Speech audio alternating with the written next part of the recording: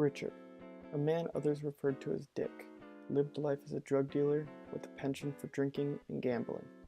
He loved to swindle others out of their money just so that he may have more drinks at the bar. Dick lived a dark life and was rumored to have killed a man for a job and spent the money on booze, drugs, and strippers in Las Vegas. No matter what, Dick never abided by the rules, solidifying his reputation as a troublemaker.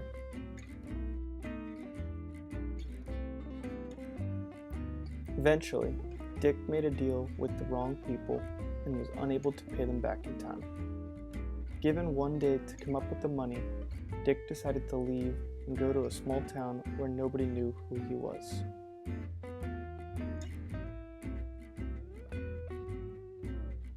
In the new town, he reverted back to his old ways and decided to sell more weed to get booze money. While slinging some weed outside a gas station, Dick made one final sale to an undercover cop and was arrested. After being booked, Dick got sick and grew weaker until it was evident that he was dying. The guards realized this and discussed sending him back to jail in his hometown or keeping him at the jail in their city. Dick started worrying. He could not go back to his old town, for he knew that the people he owed would still come to collect the money, even in the confines of a jail cell. After discussing rumors of his past crimes and his reputation, they decided to keep him to make an example of justice in their own town. Dick heard everything. Using this, he makes one last ploy of mischief to fix his reputation in this small town. Remembering a story he had heard before, he knew he could be granted early parole if he was ill. Dick now pleads for a parole meeting, and they hesitantly grant his wishes. Upon arrival, the guards warned the parole officer about what kind of a man he was about to be dealing with. They kept saying things like, "This is not a guy to be left alone with. I heard he killed a man. I think he's our most wanted drug dealer," among other things. The parole officer confidently responds, "I've dealt with worse."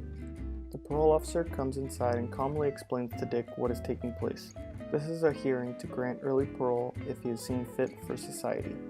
He also informed him that he has read the files and that the possibility is not looking so good, but he has the opportunity to convince him otherwise. "First off, Dick, can you explain why you were arrested the other day?" the parole officer asks. "Well, you see, I was caught with drug paraphernalia, but it wasn't for drugs," Dick responds. "It was my grandma's birthday and I wanted to bake her the most delicious cake. The recipe called for exactly 120.35 grams of flour." "What about the accounts of you seeking women at night?" the officer asked. "I admit, yes, I have seen those women of sorts, but when I see a woman of such beauty, I can't help but get lost in her eyes," Dick says dreamily. The officer cannot believe that this man has more common courtesy for women than many men he's met. "But I must admit that I was well known for drugs. Well, I used to take 3 doses of Advil instead of 2. And I guess there's one last thing." "Well, spit it out, boy," the officer says, just trying to fathom what will be said next. "I'm afraid to tell you this, but one day, it was my dear mama. She got sick." He starts weeping. "She was just in so much pain. I wanted to do anything I could to help her. So I gave her some of my prescription medicine because she was out. I know that's against the law. I deserve this," he cries. The parole officer comforts him until our dear Dick passes.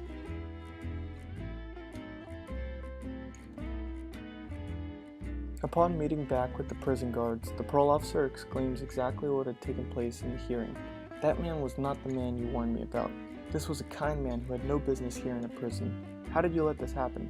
the parole officer asked, visibly upset. "It wasn't me. She told me the rumors. Well, we aren't the ones who arrested him," the guards banter back and forth.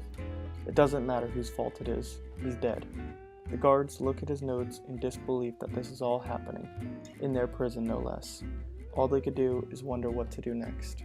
The parole officer, still grieving over this innocent man's wrongful death, began rallying for Dick. He planned the whole funeral on his dollar and spread the word of how this man was pure and good. Men, women, and children of all ages attended this funeral to pay respects to a man that we know does not deserve it at all. Despite this, Dick's final ploy was successful, and his story went viral. He even had a Twitter hashtag trend worldwide to raise awareness of the unjust prison system which locked him up.